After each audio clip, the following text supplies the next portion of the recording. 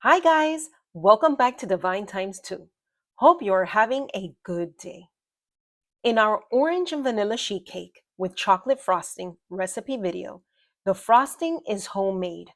Well, this frosting is so delicious and simple to make, I thought it needed a video on its own. So here it is, creamy, rich chocolate frosting. Let's get started. In a large bowl, sift 4.5 cups of confectioner's sugar and 3/4 cup of cocoa powder. This is the cocoa without any sugar. It is commonly known as baking cocoa or Dutch process. If you don't have a 3/4 measuring cup, use half a cup and a 1/4 cup to make the 3/4.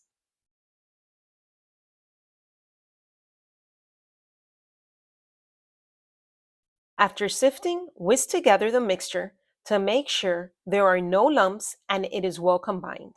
Then set aside.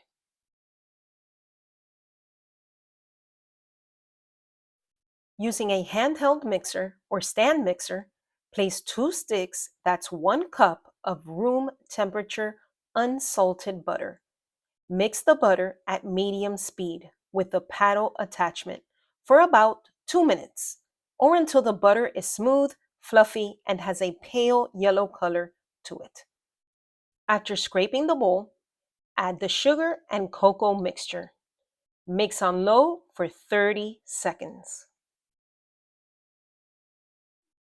Now add half a cup of whole milk. Don't use skim or low-fat milk as the frosting won't be as thick and rich. Then add 1 tablespoon light corn syrup, 1/4 teaspoon salt, and 2 teaspoons vanilla extract. Mix on medium speed for 2 minutes. If you find the frosting is too thick, add a tablespoon of milk.